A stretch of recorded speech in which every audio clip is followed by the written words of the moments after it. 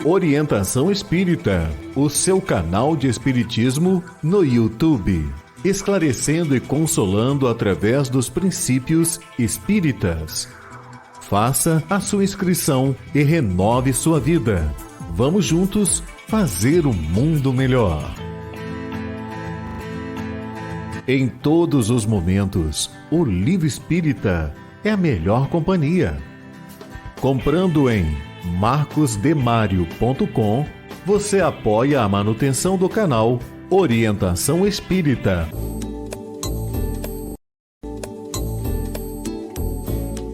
No canal Orientação Espírita, você encontra variada programação, pensada e feita para você. Acompanhe os nossos programas no YouTube.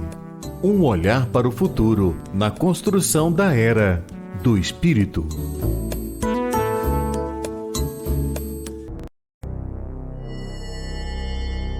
Tem início mais uma edição de Ante os Novos Tempos. Um olhar voltado para a humanidade, através das revelações dos Espíritos, na mensagem consoladora e esclarecedora do Espiritismo. Fique agora na companhia de Marcos Demário. Olá, iniciamos mais uma edição de Ante os Novos Tempos, aqui pelo canal Orientação Espírita no YouTube. Você já sabe, você que vem nos acompanhando, que Ante os Novos Tempos é um programa espírita dinâmico na construção da Era do Espírito. Nós temos o Perguntando e Aprendendo, a entrevista, a poesia espírita, o Para Viver Melhor, o Entendendo com o Espiritismo. Então, nosso programa está recheado de conteúdo. E anote aí, a entrevista de hoje, trazida por Orson Peter Carrara, é com Paulo César Fernandes, que vai conversar sobre Paulo de Tarso, o médium do Cristo. Através da mediunidade de Chico Xavier, na poesia espírita, nós teremos os poetas José do Patrocínio e Luiz Guimarães. O tema do Para Viver Melhor, aqueles 90 segundos de reflexão, é A Vida Pertence a Deus. E vamos encerrar o programa com uma boa conversa sobre o livre-arbítrio.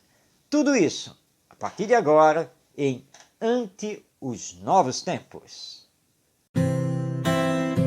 Perguntando e Aprendendo.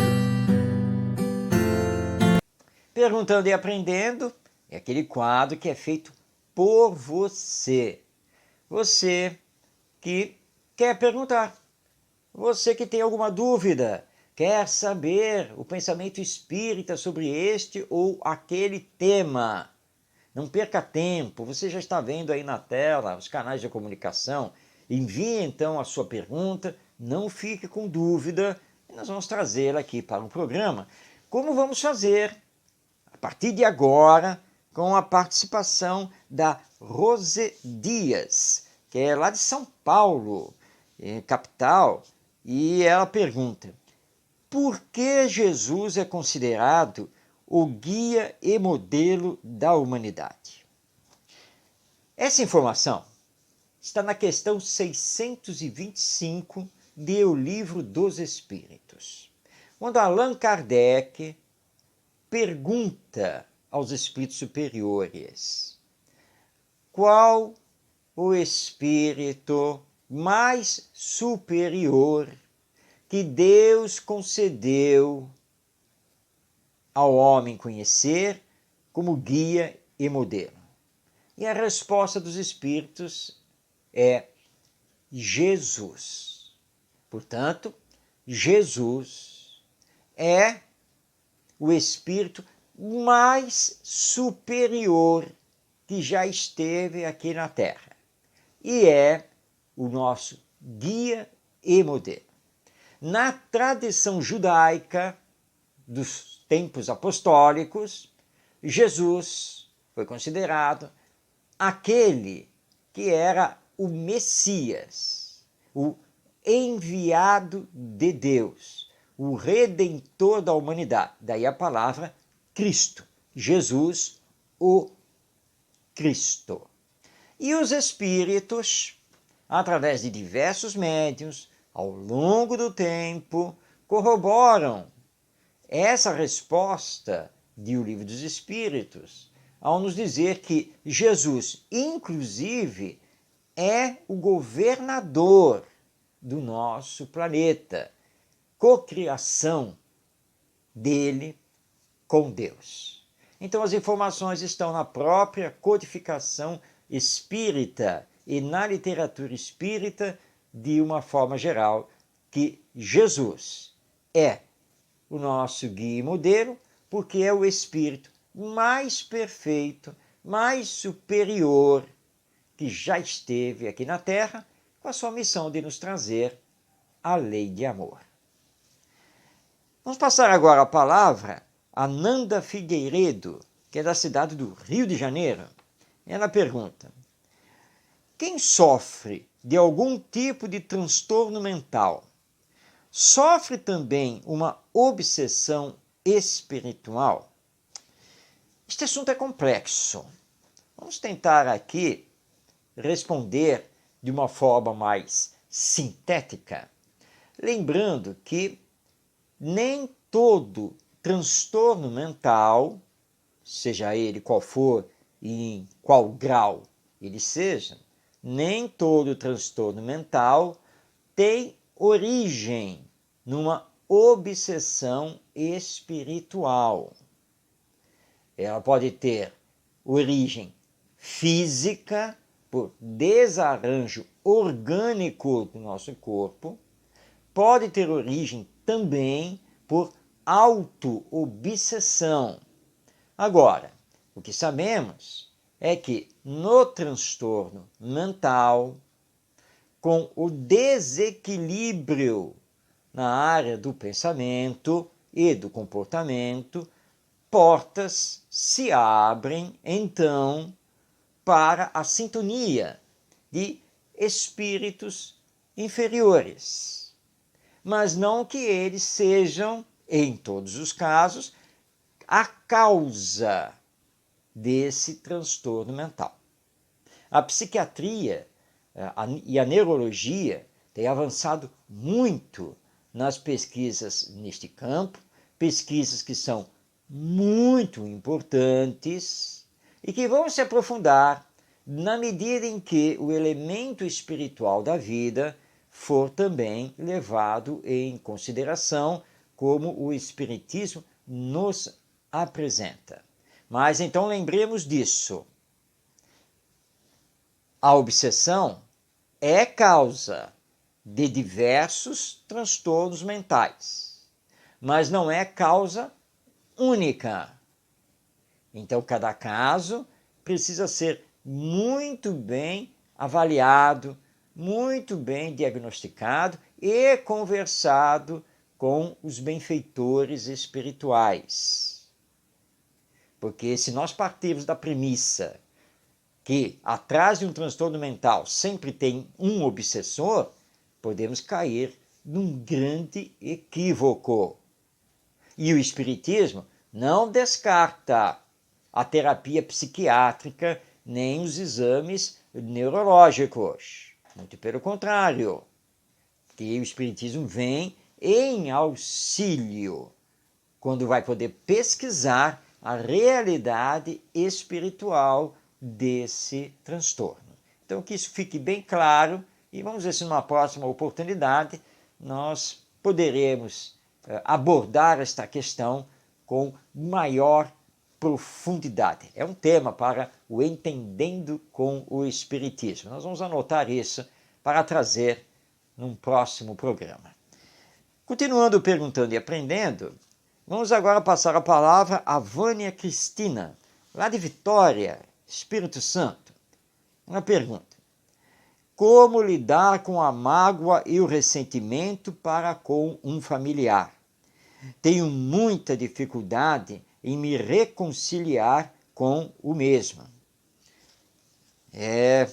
Mágoa e ressentimento, problemas muito sérios na vida humana, ainda mais no seio da família. Mas é preciso compreender, perdoar, auxiliar e seguir em frente. Não é apenas o Espiritismo que diz isso, é o Evangelho. Se somos cristãos, precisamos ser seguidores de Jesus. Para sermos seguidores de Jesus, precisamos colocar em prática os seus ensinos, que se encontram no Evangelho. E Jesus foi muito claro da necessidade de perdoar as ofensas. E quando Pedro pergunta a ele, Senhor, terei que perdoar até 7 vezes o meu ofensor? Jesus responde, não te digo que até 7 vezes, mas 70 vezes 7 vezes. Significando a necessidade do perdão sempre, até que não nos sintamos ofendidos, magoados e não fiquemos, portanto, ressentidos. Lembremos que todos nós podemos errar, falhar, não é mesmo? Porque nós somos espíritos imperfeitos. É impossível para nós, aqui na existência humana, fazer tudo certinho e que nunca ninguém se sinta ofendido, magoado, ressentido, enfim, conosco. Estamos no esforço de amar e praticar o bem, mas nem sempre conseguimos isso em plenitude. Então, assim como queremos ser compreendidos e perdoados, precisamos compreender e perdoar os outros. A reconciliação é muito importante. Procurar o nosso ente querido para pedir com toda a humildade desculpas, o perdão. Caso o familiar não queira nos desculpar, não queira nos perdoar, oremos por ele e sigamos o nosso caminho. Como diz o poeta Casimiro Cunha, através do médium Chico Xavier, nós precisamos perdoar, auxiliar e seguir. Seguir em frente. Sem peso na alma, muito pelo contrário, com a leveza do amor, da reparação. O outro, no seu tempo, vai compreender e também vai perceber o quanto faz bem perdoar e seguir em frente. É isso que todos temos que fazer. Vamos agora responder ao Tadeu Gonçalves, da cidade do Rio de Janeiro. Por que muitas pessoas consideram que o Espiritismo não é uma religião? Há muita confusão em relação a isso. O que é, afinal de contas, o Espiritismo? Não é uma doutrina que só lida com os mortos, recebendo comunicações deles através da mediunidade? Também, porque isso faz parte do Espiritismo, mas não somente. Em verdade, o Espiritismo tem o chamado tríplice aspecto. Ele é, antes de mais nada, uma filosofia espiritualista, com a crença em Deus, na imortalidade da alma, na vida futura, no intercâmbio entre os chamados mortos e os chamados vivos. É também ciência, porque estuda a realidade da vida imortal, da manifestação dos espíritos, da mediunidade e assim por diante. Agora, é também religião, porque tem por base os ensinos morais de Jesus. E a própria aplicação da sua filosofia e da sua ciência desaguam em consequências de ordem moral. Agora, a confusão que se faz é que no Espiritismo não existem trajes especiais. não existe sacerdócio, não existem rituais, nada dessas coisas. Tudo é muito simples, fraterno, solidário. Os centros espíritas não podem ser comparados a igrejas. Os centros espíritas são instituições humanas, civis, regidas pela lei, com estatuto, registrado em cartório, CNPJ, eleição de diretoria entre os seus associados. E diretor do centro espírita não tem nome nenhum, porque nós não utilizamos terminologias como padre, pastor, apóstolo, nada dessas coisas.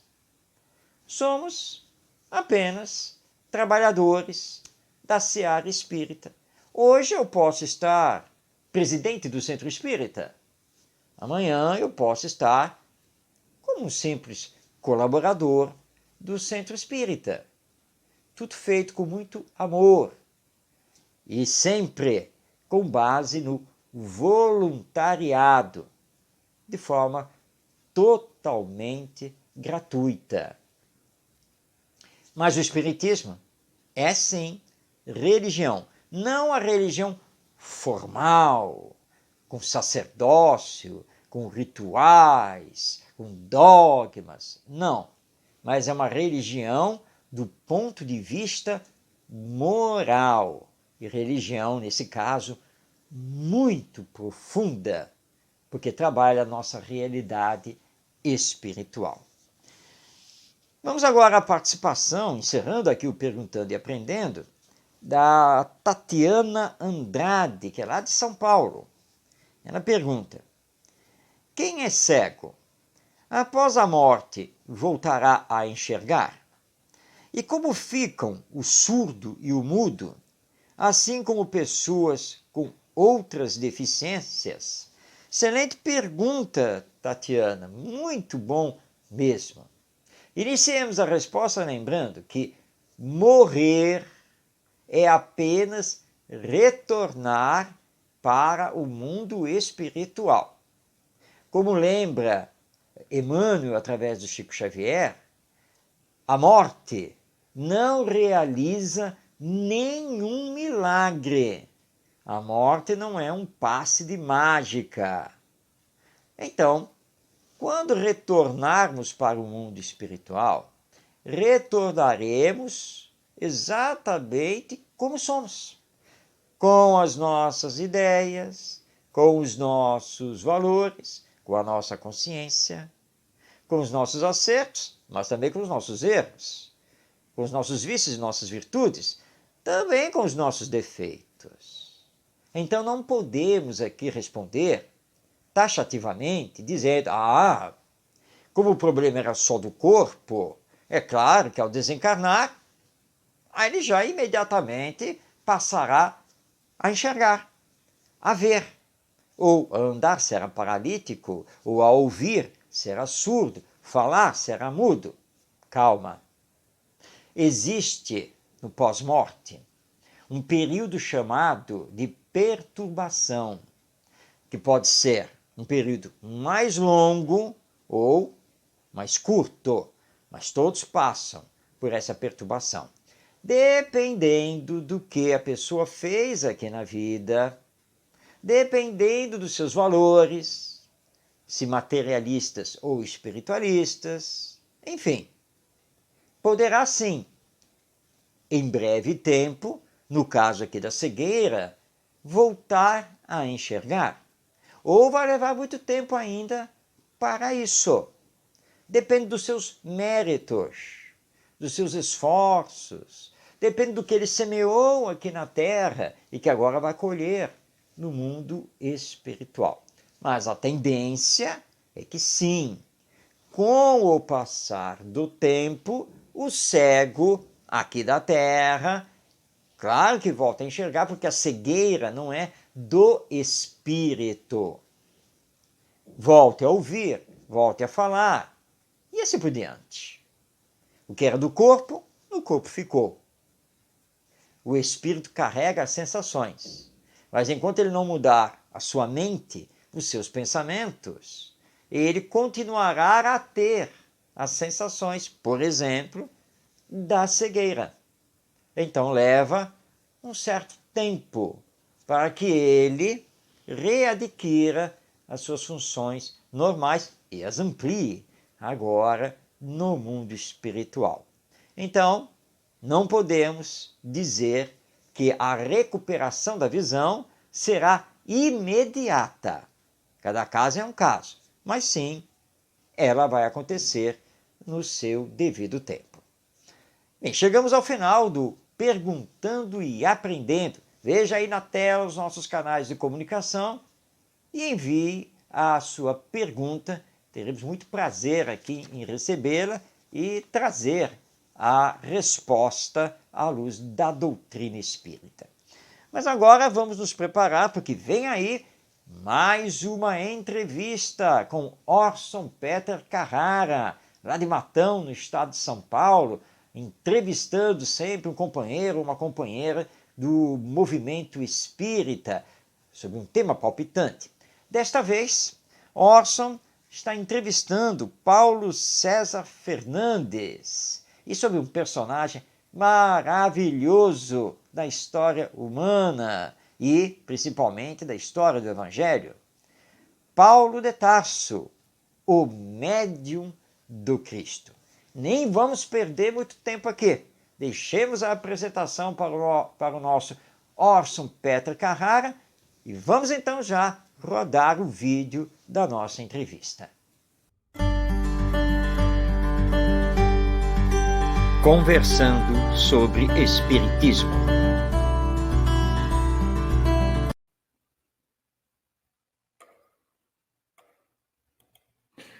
Olá, bem-vindos a mais um episódio de nossas gravações com entrevistas de amigos de todo o Brasil e fora do Brasil. Eu sou amante da literatura e toda vez que surge uma obra nova, nós temos o imenso prazer de trazê-la a público, comentando seu conteúdo, divulgando seus autores, seus esforços, seus trabalhos. Temos feito isso com autores variados, editoras diferentes. Nosso objetivo é divulgar o Espiritismo. Os nossos dedicados autores se dedicam à pesquisa, à elaboração das obras, à escrita, as editoras revisam, paginam, criam a capa, publicam. É nosso dever trazer até os nossos telespectadores esses lançamentos que podem ficar no esquecimento se não forem trazidos à publicidade, se não forem divulgados. Esse é o nosso objetivo, divulgar os trabalhos disponíveis para o público. Estamos aqui hoje para falar de um livro que foi lançado neste ano, já faz alguns meses, mas ainda não tínhamos tido a oportunidade de entrevistar o seu autor, que é nosso conhecido. Trata-se do livro Paulo de Tarso, o médium do Cristo, do conhecido professor Paulo César Fernandes, da cidade de Marília, no interior de São Paulo, que está conosco aqui para este diálogo informal, como sempre temos feito com nossos amigos, nossos convidados. Paulo, é uma honra muito grande esse amigo que nós conhecemos em Marília, estreitamos os laços, já tivemos várias oportunidades juntos, já conversamos em outras gravações, outros episódios disponíveis, inclusive também para falar de Paulo de Tarso. E aqui estamos novamente, tamanha a pujança, o legado desse grande espírito que esteve entre nós. E, por coincidência, o nosso convidado também se chama Paulo. Bem-vindo, Paulo. Boa tarde, boa noite, bom dia para quem estiver vendo, nos assistindo em variados horários do dia. É uma honra muito grande, Orson, conversar contigo, esse diálogo fraternal que você mantém conosco. Eu sou tributário, sou devedor do seu entusiasmo pela literatura espírita e você é o meu estimulador a escrever. Você foi o primeiro que publicou o meu primeiro livro, né? E me estimula muito nessa difícil, árdua, porém prazerosa atividade que é a literatura, tanto nos inspirando você a novos títulos, né? Com o seu senso doutrinário, com o seu crivo doutrinário impecável, quanto nos estimulando a palestras, nos estimulando a própria escrita, a atividade da escrita, que é nova para nós, mas penso que vai ficar para o restinho dessa existência. Muito obrigado, é uma honra imensa estar conversando contigo mais uma vez. Obrigado pelo convite.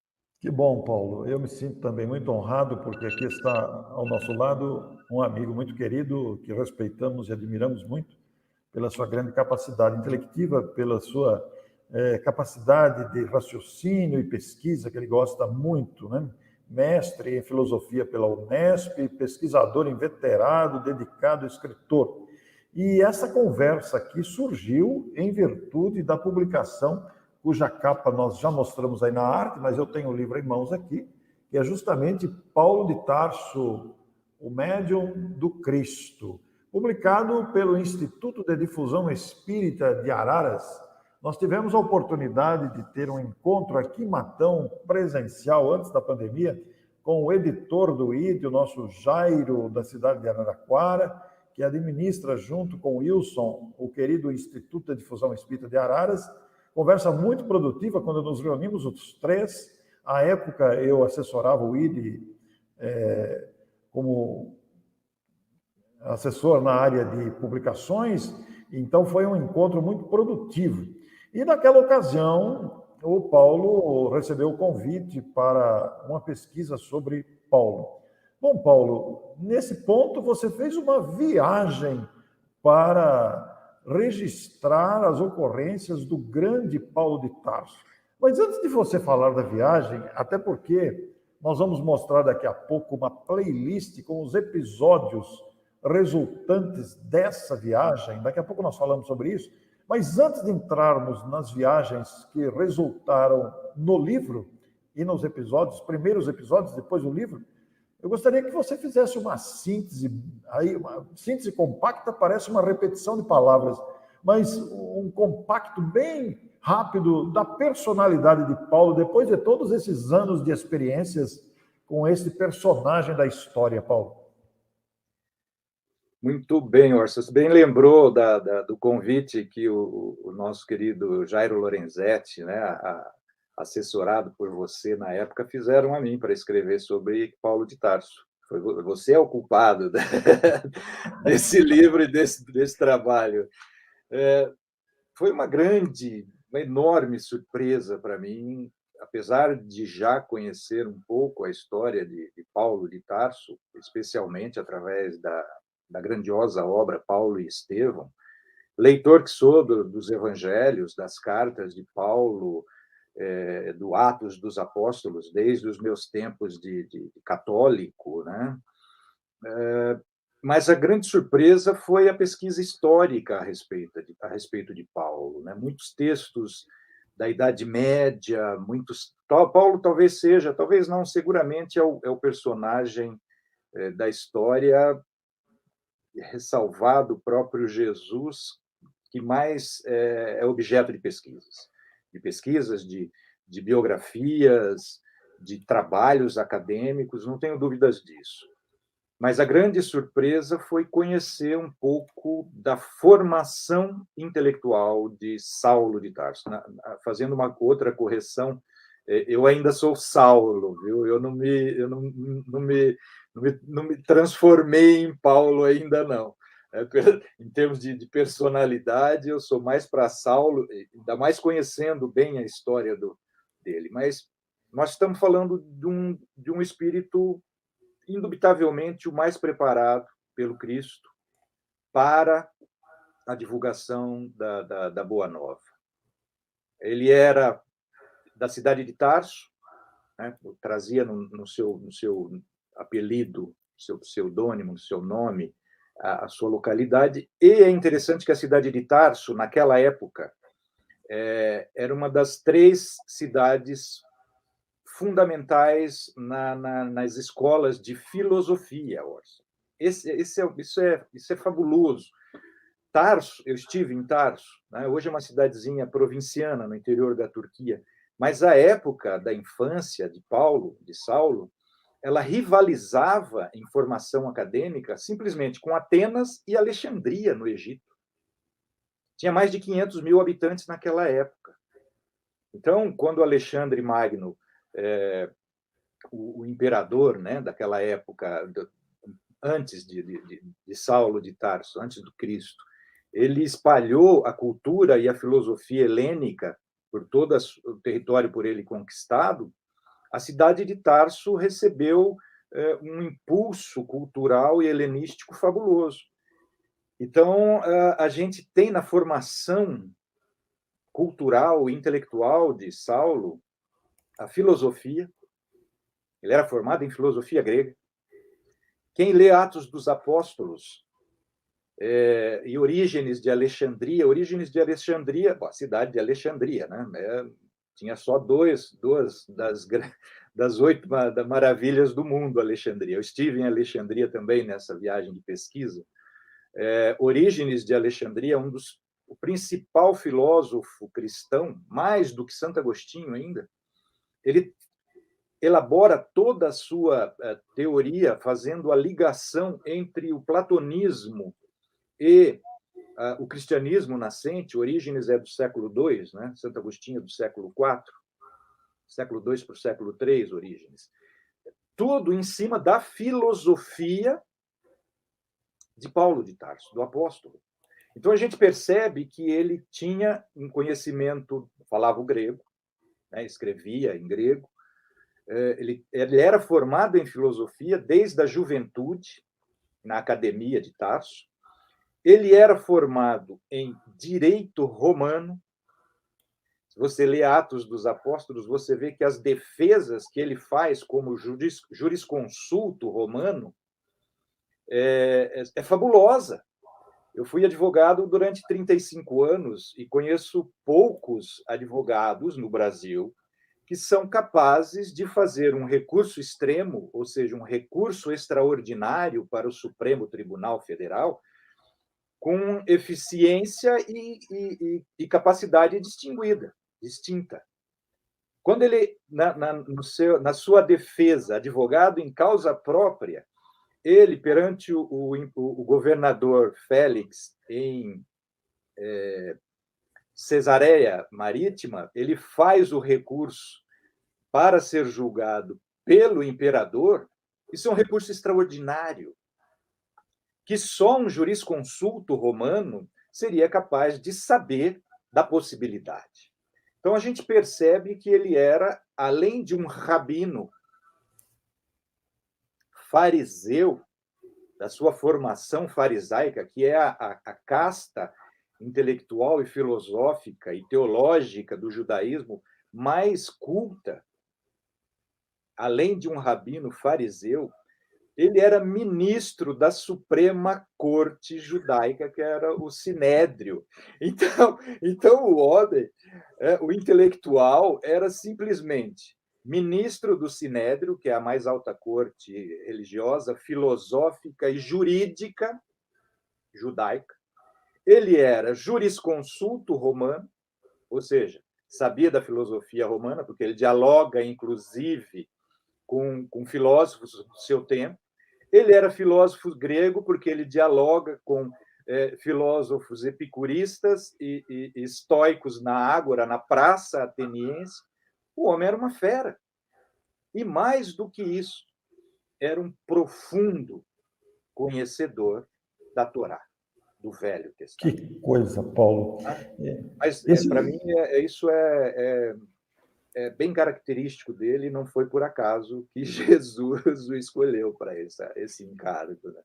Esse destaque cultural que você traz de Paulo impressiona só pelo simples relato que você fez aí em alguns poucos minutos, que se a gente for focar apenas na bagagem cultural desse espírito em sua época, já impressiona, né? já causa espécie em todos nós, porque provando que era um espírito que já trazia bagagens com noções de filosofia e direito altamente consideráveis. Você concluiu a sua fala de maneira brilhante. Não é à toa que o Cristo foi buscá-lo, né? Porque era alguém capaz de raciocinar, embora ainda tomado pelo orgulho. E aí, gostou de conhecer um pouco mais sobre Paulo de Tarso, chamado apóstolo dos gentios, grande divulgador do Evangelho no primeiro século do cristianismo? Se você quer saber mais, depois aqui do programa, continue no YouTube e acesse o canal Orson Peter Carrara.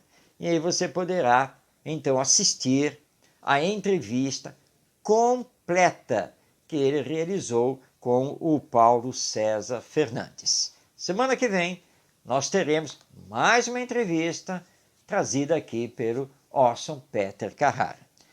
Agora, nós vamos para a literatura, vamos para a área literária, humana e espiritual, porque vamos trabalhar a poesia espírita, os poetas desencarnados e que retornaram através da mediunidade de Chico Xavier. Vamos então continuar a explorar o livro Relicário de Luz, trazendo mais 2 poetas do além para conhecermos as suas mensagens. Poesia Espírita.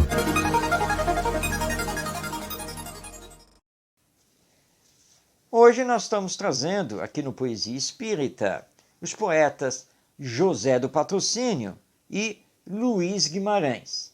José do Patrocínio você já ouviu falar, não ouviu? Ele tem uma história belíssima ligada à abolição da escravatura aqui no Brasil. Não deixe depois de pesquisar sobre a vida e a obra de José do Patrocínio. Mas o que nos importa aqui, na verdade, é o poema, o soneto que ele nos trouxe, com o título Com Cristo. Esse poema está no livro Relicário de Luz, na psicografia de Chico Xavier. Vamos então passar a palavra a esse querido espírito, personagem da história brasileira. Irmãos, ide e pregai, com a palavra e com a vida, a lição de Jesus, renovadora e bela. O mundo é mar revolto, onde a angústia revela a torva escravidão, a sombra indefinida. A civilização é nau espavorida, ao sinistro aquilão de indômita procela. Sigamos com Jesus, no amor que se desvela, desfazendo os grilhões da terra envilecida. Em quase toda parte, a treva brande o açoite.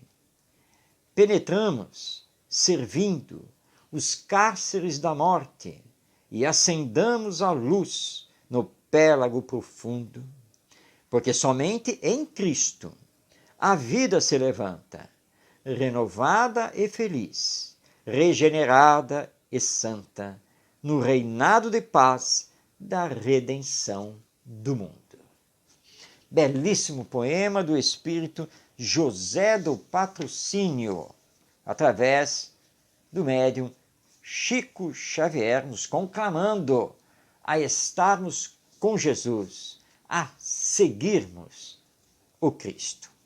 Abrilhantando o nosso Poesia Espírita, agora vamos trazer outro poeta, também através do Chico Xavier, que é o Luiz Guimarães. Ele também nos traz um soneto, com o título Cartão Fraterno. Lembrando que esta poesia, tanto quanto a primeira, está publicada no livro Relicário de Luz da Federação Espírita Brasileira. Vamos então conhecer o pensamento do poeta Luiz Guimarães, através de Chico Xavier, com o seu Cartão Fraterno. Abre teu coração à luz divina, para que a luz do amor em ti desponte. E subirás, cantando, o excelso monte que de bênçãos celestes se ilumina. Honra a luta na terra que te inclina, a sublime largueza de horizonte. A nossa dor é a nossa própria fonte de profunda verdade cristalina. Quebra a escura cadeia que te isola. Faze do teu caminho a grande escola de renascente amor, puro e fecundo. Deixa que o Cristo te penetre a vida e que sejas, do Mestre, a chama erguida, a luminosa redenção do mundo. Então, tivemos aqui a participação do poeta Luiz Guimarães, através da mediunidade de Chico Xavier, com seu soneto Cartão Fraterno, que você encontra no livro Relicário de Luz, publicação da Federação Espírita Brasileira. Essas poesias sempre nos remetem a vastas reflexões. E para auxiliar essa reflexão, nós vamos agora para aqueles 90 segundos de mensagem espírita para nos acalmar e podermos também refletir com profundidade sobre a vida, esta vida que na verdade é imortal. Está na hora do vídeo Para Viver Melhor, que está nos trazendo o tema A Vida Pertence a Deus. 90 segundos de reflexão a partir de agora.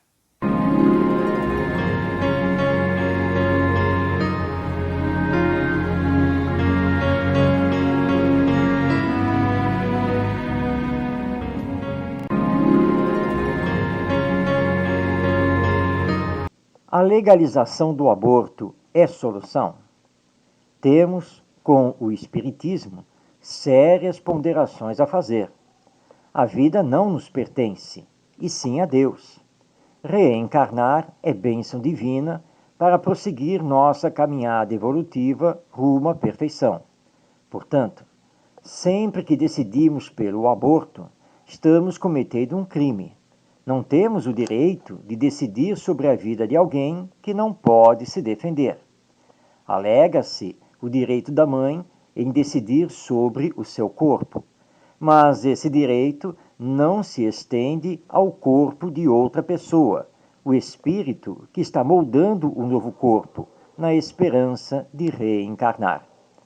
Saiba que esse ato pode ser reparado através da dedicação a crianças desamparadas ou pela adoção de uma criança, e também pela conscientização sobre a realidade espiritual da vida. Digamos não ao aborto, e sim à vida. Se você gostou desta mensagem, compartilhe.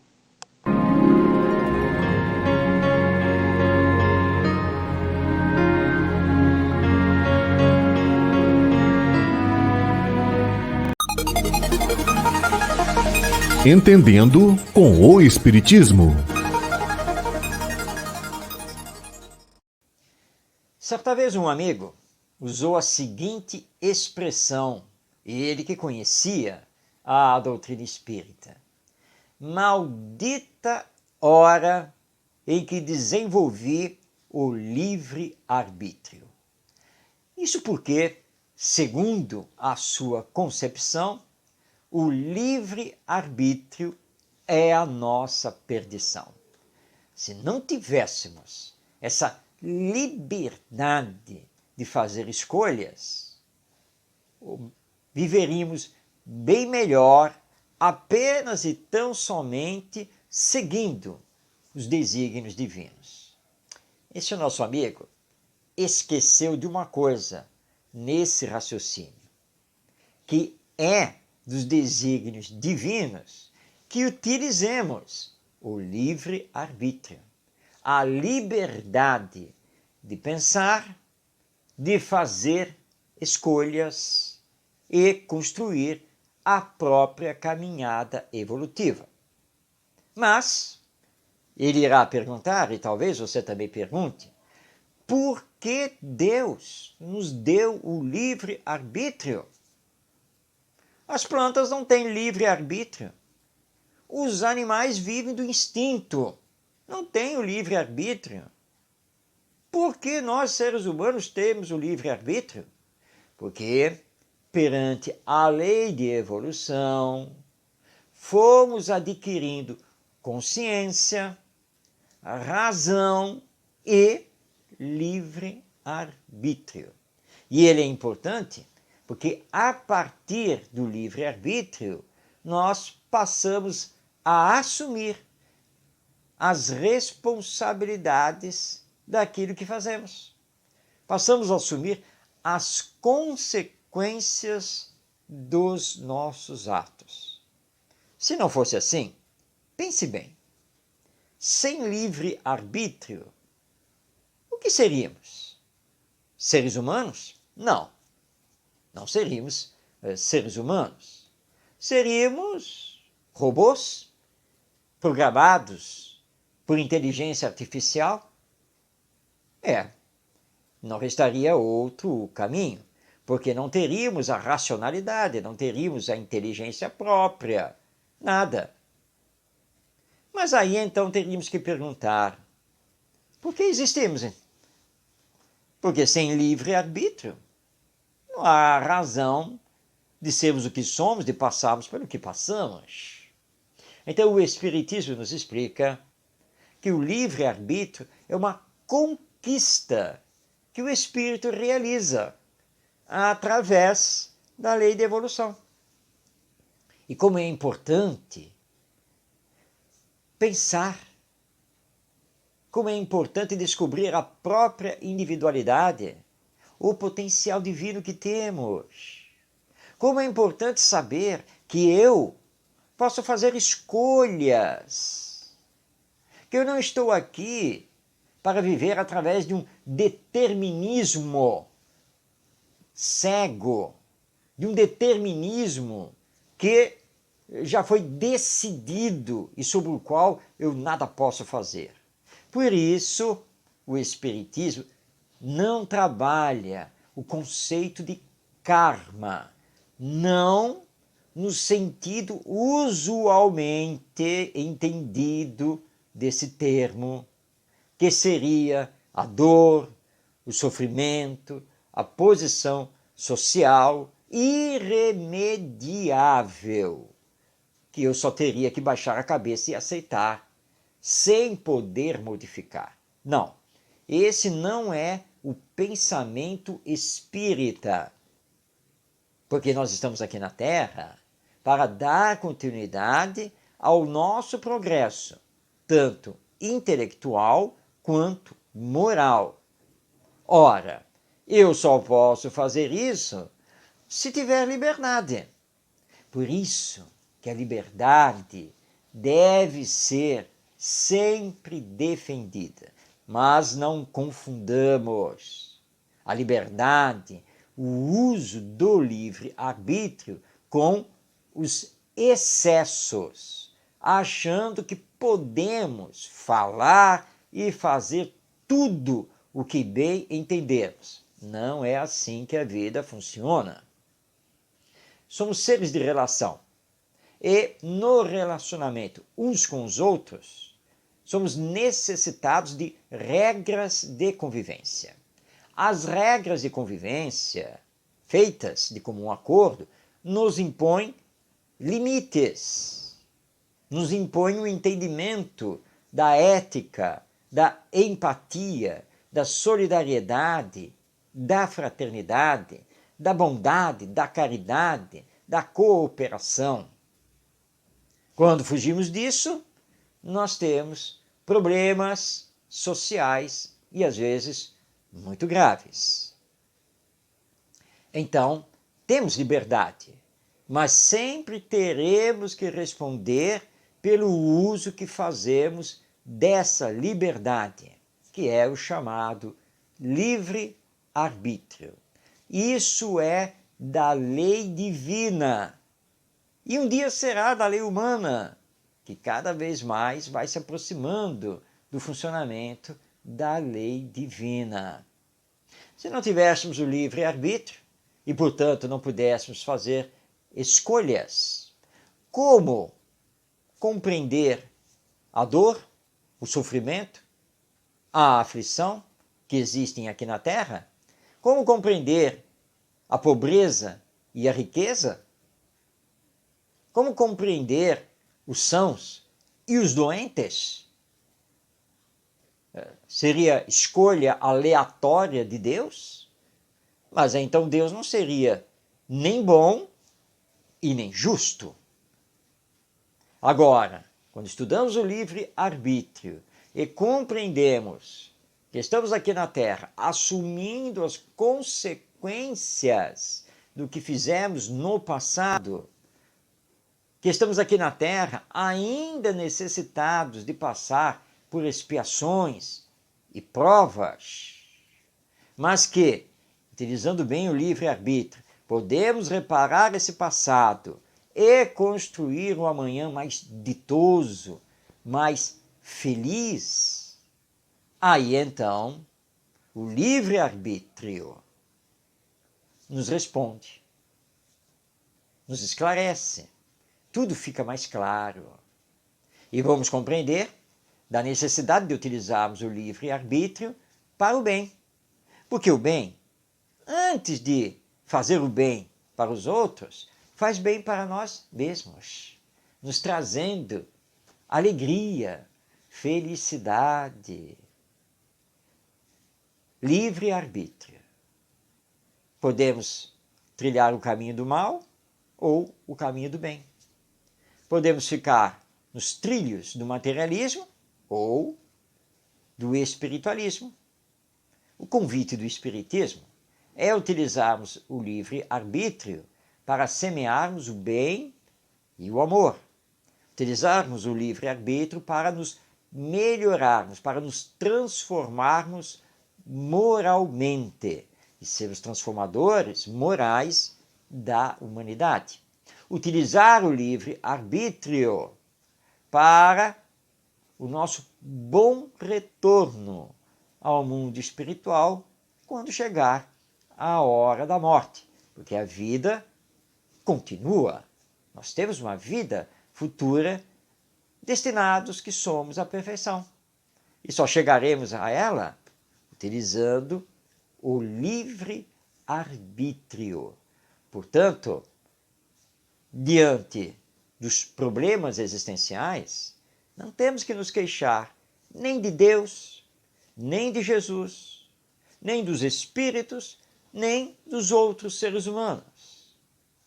Mas temos que nos queixar de nós mesmos, porque as causas das nossas aflições são causas causadas por nós mesmos, seja nesta existência ou em existências passadas, por conta de termos nos deixado levar pelo orgulho, pelo egoísmo, pela vaidade, pela hipocrisia. E aí mal utilizamos o livre-arbítrio.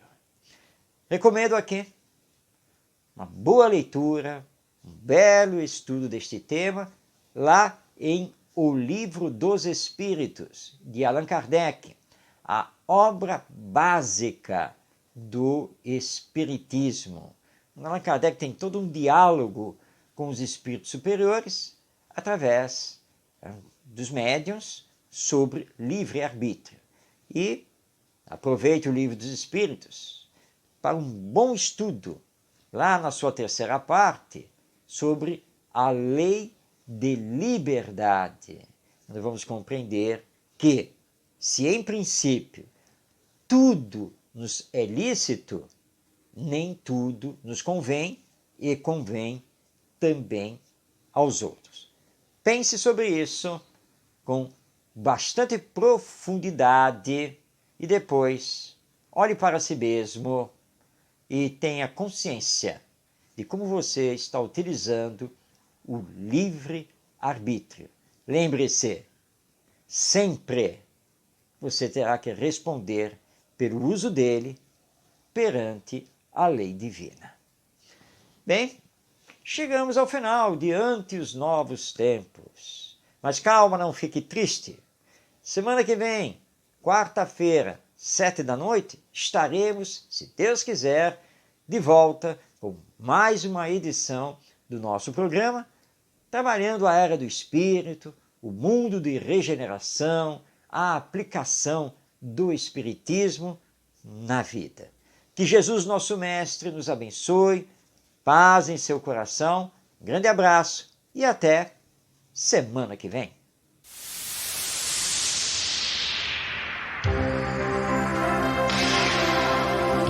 Um olhar voltado para o futuro da humanidade. As revelações dos Espíritos. A mensagem consoladora e esclarecedora do Espiritismo. Este é o programa Ante os Novos Tempos. Produção e apresentação, Marcos de Mário.